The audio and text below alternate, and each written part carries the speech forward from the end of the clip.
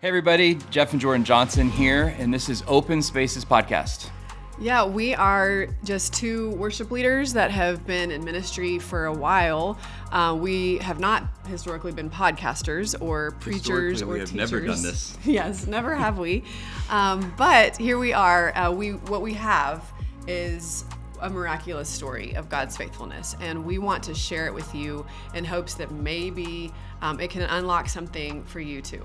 Yeah, we have found in our story that the hard places, the secret places, the places that are filled with shame, when we bring those to the light, we found a lot of freedom. And I have personally found a lot of freedom in my life doing that with Jourdan and my community. And so we want to break that open for you in hopes that by us going first, being vulnerable, sharing our story, that it would help you actually find that in your community and with your spouses and with your friends.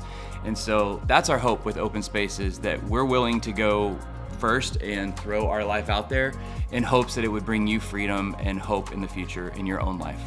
We hope to cover a lot of issues like this over the course of this podcast and set the tone for creating vulnerability and finding freedom in vulnerability.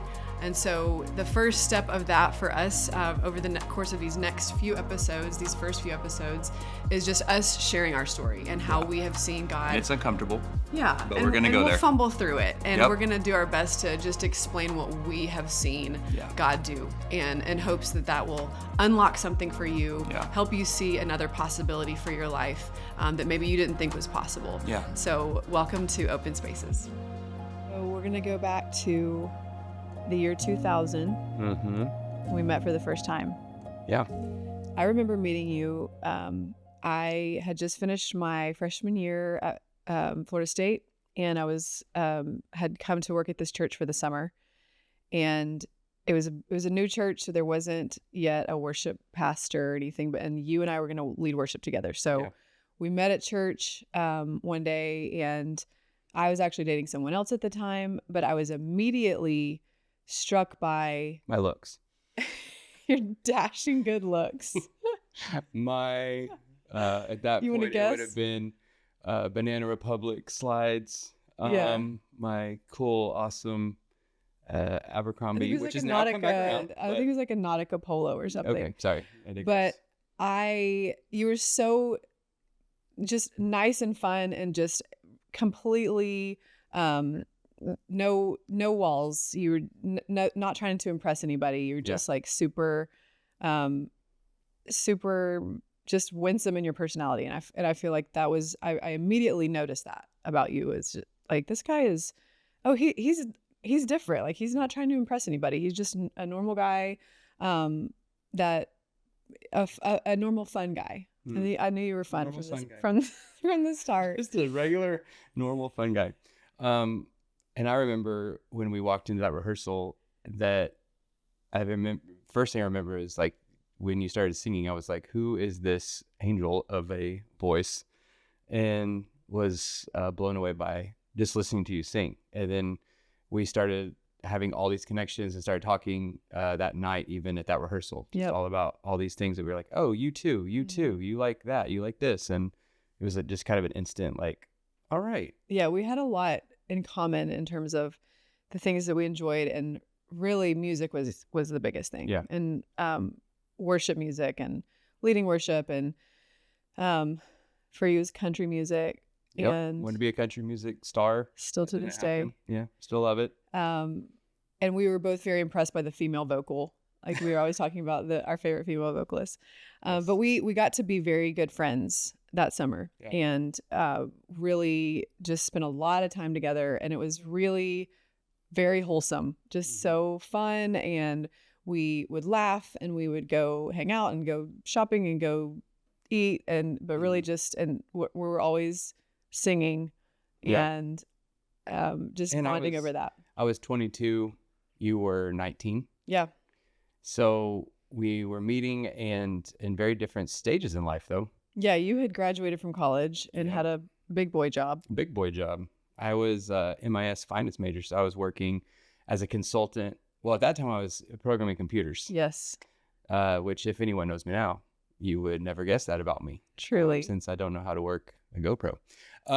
But it's basically, I was doing that because when they put up like, here's the starting salaries, I was like, well, MIS looks great because that's the most money I can make. I don't know anything about that.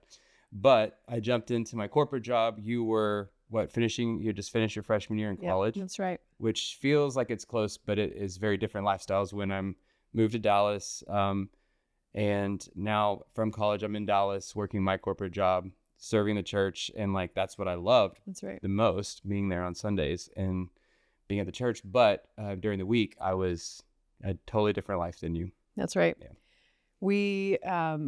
I went back to Tallahassee after that summer. And I had to in call Dallas. you. We didn't have texting. That's right. We would be kept in very close touch. Yes. Email, lots of email and lots of phone calls. Which is interesting. How did we do that without any text? Somehow we managed. Somehow we made it. I remember my roommates in college at that time would always they would always know when I was talking to you on the phone because I would be laughing so much. And yeah, so we really maintained that friendship. And then the next summer started dating for the first time. Well, when we started dating, talk about that. Well, you kind of assumed... first off, you said you were dating somebody else. So we broke up that first summer. Because of me? First summer, no. It was destined to end. Oh, okay. But I guess in God's sovereignty, it was because of you. Yes. So the following summer, I came back to Texas to work at that church again. And sweet Jeff, you just kind of assumed that we were just going to be dating then. Yeah, I was an idiot. Without a conversation, but... No conversation. It was an assumption. But I thought we were hanging out so much that that's what dating was. You just hang out. Right. And well, it kind of was at the time, but... Well, yeah, but I didn't have and there was no intentional anything. It wasn't like, oh, I'm going to pursue her.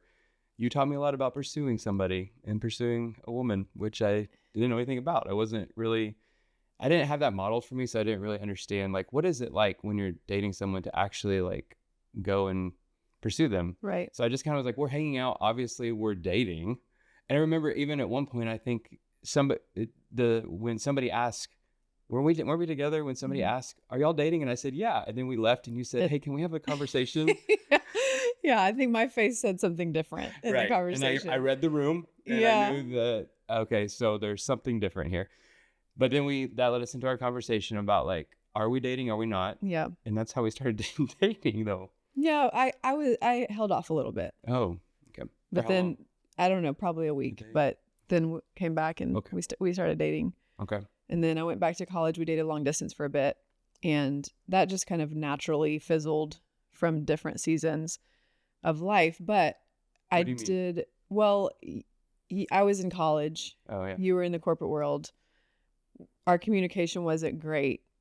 But I did notice that there were, like, in that season, I started to become kind of anxious over some things that were kind of odd in our relationship. And like you were saying, I didn't feel totally pursued. I didn't feel prioritized. And so those kinds of things were starting to show up. Yeah.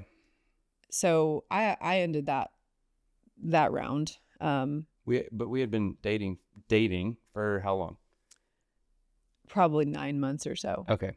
But that was a lot of talking on the phone. You weren't really even coming to Texas during that, so we weren't seeing each other. Yeah, well, we visited a few times. Yeah. It was so we were in touch, but yeah, it was different times of life. So we break up, but then what was different when we broke up? Well, my point being, I feel like we didn't change much because that's where I was. We didn't have good boundaries. Yeah, we had no good boundaries. We hadn't read the boundaries book. We didn't have any counseling under our belt at this point. So I feel like I kind of stepped into this. We still tried to be best friends. Right. Which in my mind, why wouldn't we? You were the person I wanted to talk to the most. So, and you allowed me to do that, which you were just being kind, but I wasn't being kind. I was being insecure. I didn't want to lose that relationship. And I wanted to believe that I was strong enough to withstand my breaking heart, but I was really struggling because I did not. I was in love, and you were just happy to be around your best buddy. And so I was just slowly kind of dying inside, and then finally came to a point where I had to say, you know what? I don't think we can be buddies anymore. I need to stop having communication with you, and let's just kind of part ways. Yeah. But then what happened? So we're apart, and then we're apart for a while, but then how do we get back together then? Well, I eventually moved to Texas after graduating. Yeah. I graduated from college and moved to Music Dallas. Yep. And we started leading worship together. We got back in touch, and we started leading worship together as friends. Mm-hmm. And as it was going to work. One thing led to another, and we got back together. Yeah. You were in Dallas, and we get back together, and then now what was that like? I'm trying to remember, like, in that season, where were we and what were like? Now I'm on my third corporate job. I feel like, because I went through 3 corporate jobs from 22 to 25. Yeah. And so now I'm working for Accenture, traveling.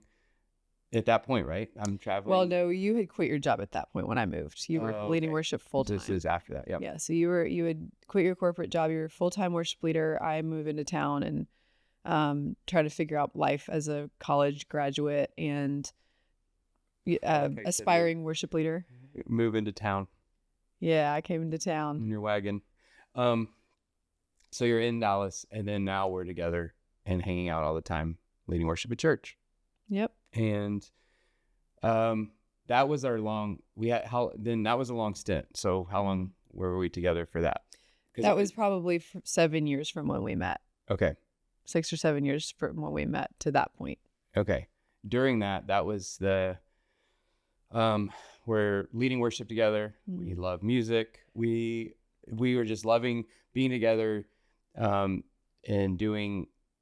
leading worship and doing everything together. And that was so much fun for us. But then what?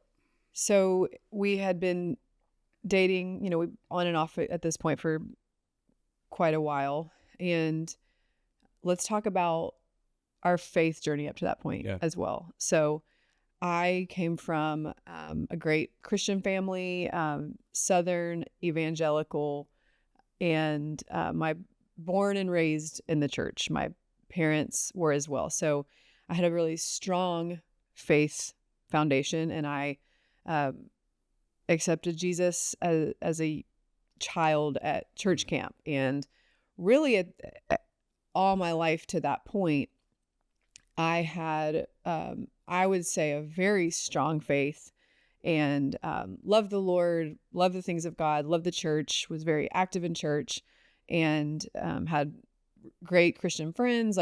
I was very much in a Christian world, and that was a very positive thing for me. I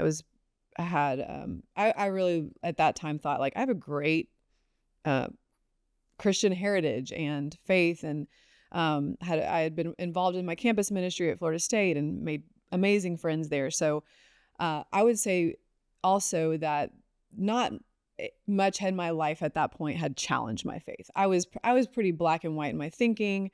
Even in college, even going through college, I had some friends that had a little bit different viewpoints than me, but not much. So there was not a lot of challenge or curiosity in my faith in terms of like what else is out there. I pretty much accepted it for what my parents said, what my leaders said. I was very accepting of, okay, you said it, I believe it. And so that was also at play. And I think, and I would definitely tend towards the legalistic side of things. Well, you're a 1 on the Enneagram. You are a rule follower.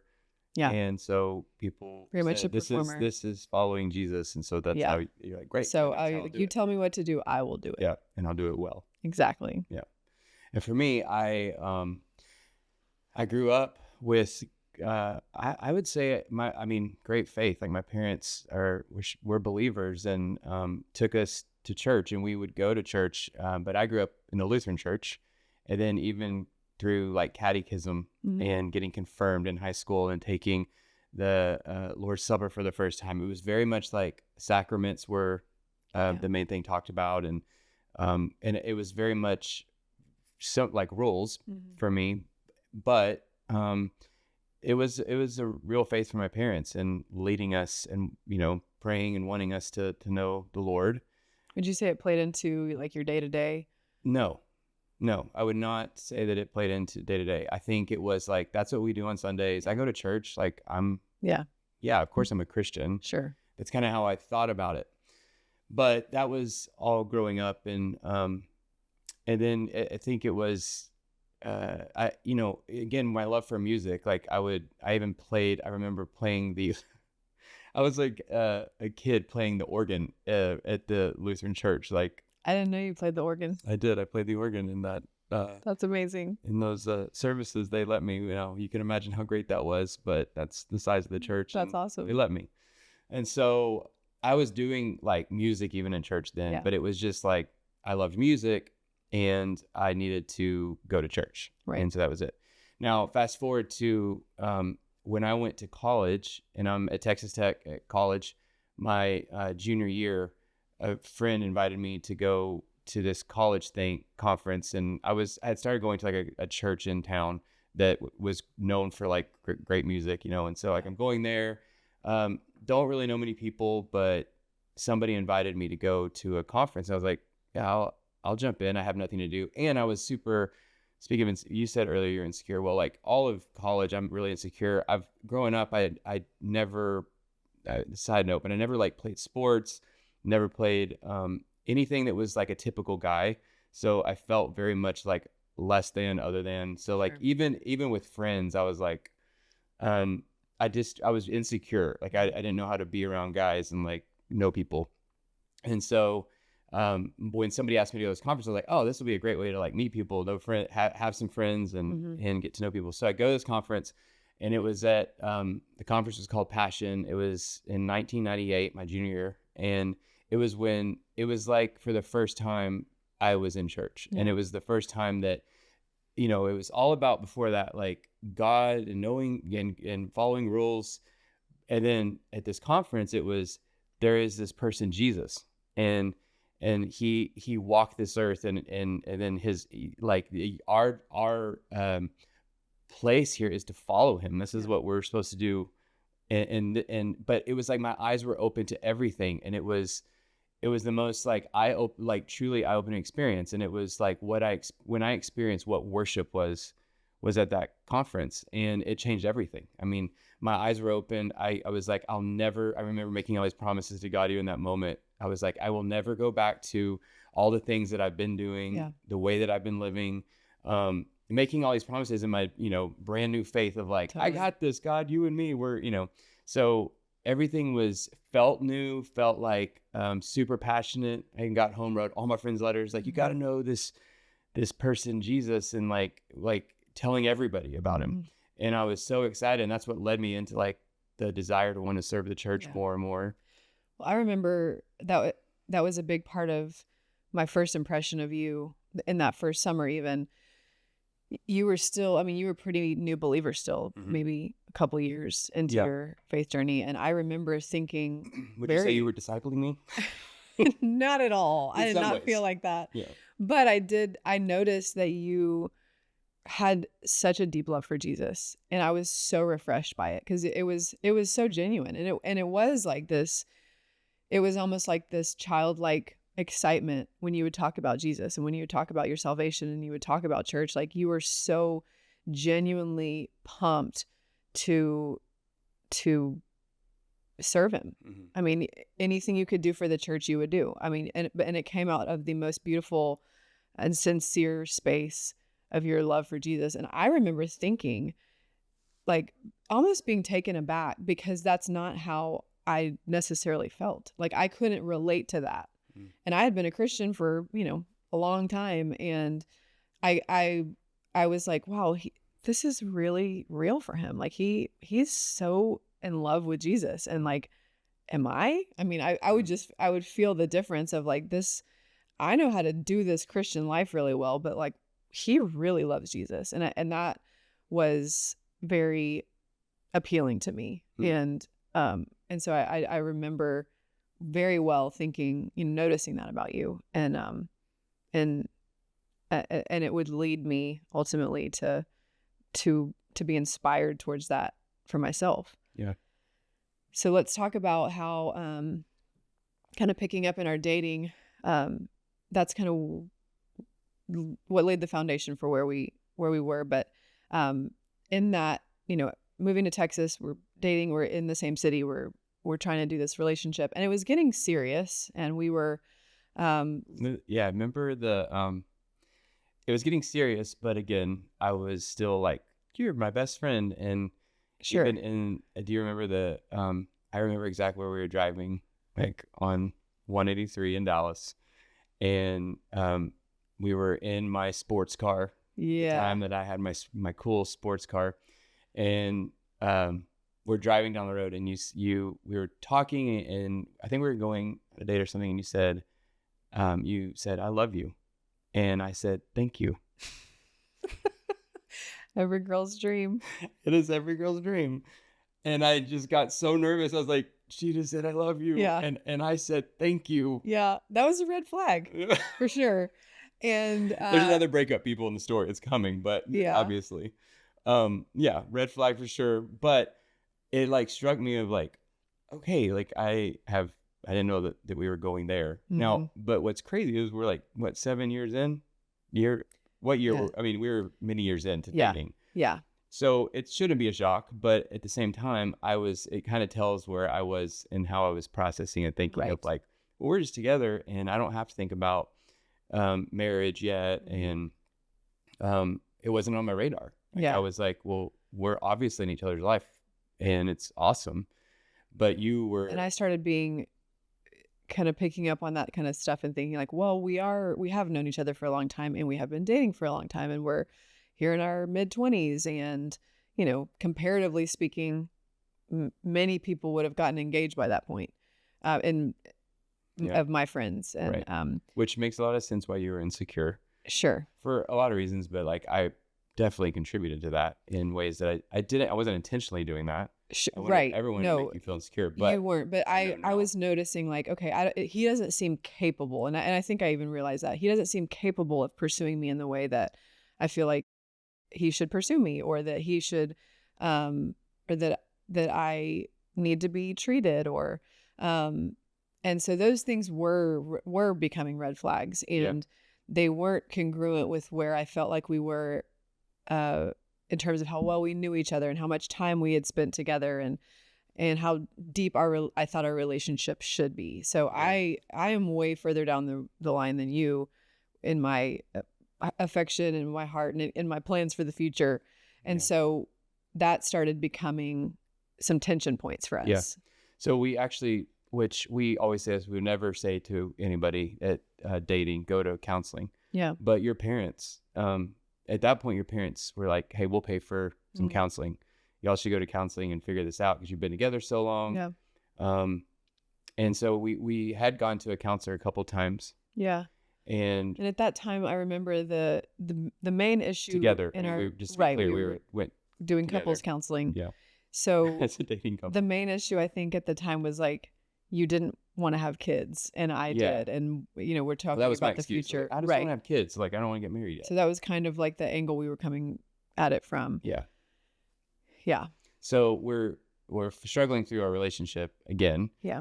But I don't want to give up on it. Yeah. And also, important note, at this point in our relationship, now you are singing with, I had a band, we're traveling itinerantly, we're leading worship at places, so going to churches and singing, and they're hiring us to do that. We're doing all the things, and you're with us, and having the time of my life. Yeah. Because I'm getting to do it with my best friend, the band, and I'm getting all the benefits of having you along. Yeah. But you're not getting, you were not, I was very unfair now of what you were getting back from me, which was no intentionality and like struggling through of like, I'm here, but what are we doing? Right. So it led us to counseling, and then we started going through a book together. Yeah. Which was, I think, probably a recommendation from counselor. And we're going through the book, and we get to the point in the book when it asks a question about childhood, essentially, and like kind of the things that happen in your life before a certain age can define the rest of your life. Yeah. And there was something and your response to that question that showed me that there was something that you had kept from me. And what do you think that was? Like, what, you just knew me well enough to know? I don't remember the specifics, but I remember there was something to the effect of, I mean, you kind of alluded to it, but you were not, you were clearly did not want to talk about it. Yeah. So, and that was not normal for our dynamic. I mean, we talked about everything, or so I thought, and you were real open. And so that was not normal. So then all of my flags went up and I was like, okay, we need to talk about this. Like this has to be uncovered in one way or another. So I think I gave you some kind of ultimatum. You did give me an ultimatum. You said, like, we're gonna talk about this. But what was great is you gave me space. You said, so let's stop right here. Let's get together in whatever 2 or 3 days you gave me, of like, in 2 to 3 days, we're gonna get together and we're gonna talk. And if you can't tell me, or we can't go past whatever this is, then we're just gonna break up. Like, we can't do that. So my question for you is, what did that do to you when I kind of gave you this ultimatum? Like, because eventually you did tell me, but why? Because I knew how much I loved you, and I didn't want to lose you were basically everything in my life. And I didn't want to lose that, but I had no idea how to open up about who I was. Yeah. And I thought for sure if I told you who I was in the dark places in my life, that you would be gone. So when we met that night, and for you to share. Yeah. So when we got together that night, which was 2-3 days later, it's a really special spot for us in Dallas where this place is. But we sat down and I mean, it was like so weird going. Yeah. Because I'd been thinking in my mind, like, I'm about to say something I've never said before. And we sat down and you said, okay, like, I mean, you've always been so wise and so like, so firm and like with the Lord. And you're like, hey, this has to happen. So what is it? And that was, I had to tell you that that was the first time ever in my life. I was 28, you were 25. And we sat there and I said, I actually am, I don't know the words to put around it. I'm attracted to men. I've lived a double life. And you told me about a situation in your childhood. Yeah. I said there was something that happened in my childhood that I don't really understand the implications of all of that. But through all of that, I am now in this place where I think all I knew how to say was like, I'm living a double life. Like I mean, I'm with you having a lot of fun but my desires are not for a woman. So I don't want to lose you, but I don't know then what what answer is there? Yeah. And the thing that for me that night that I'll always go back to is you were 25, which is crazy to think that you were 25 years old and the maturity that you had, but you all I remember about that night with your response was grace, love, you hugging me, crying with me, and saying, I'm not going anywhere. And I didn't know what to do with that. It was almost like, okay. I had no idea what to do with that. Because I had never told one person about this, and my life was so compartmentalized that I just felt like all I thought was you're going to run. So when you're doing that, hugging me, telling me like, I'm not going anywhere. And you're like, I think God has something for us together in this. I think I was a little in shock of all of it, and I think that moment was such a, like, I have no idea like what to do with that, but that was that night. And I think what it feels miraculous to me when I think back to that place, and all that I didn't know or understand, and even all that I had yet to discover and uncover in my personal faith, and actually see and learn about the Lord and about the grace and mercy of God, and what Jesus' salvation to us actually is, and what it encompasses, was there was a real faith that I did believe the power of Jesus in that moment to help you. And in my mind, I was naive. I thought, oh, we can get through this. It's going to be okay. I know God's going to help us. I know he can. And that was my childlike faith in that moment, I think, too. But I also know that it was real. And I believe that it was given to me in that moment. That was something that I couldn't have conjured.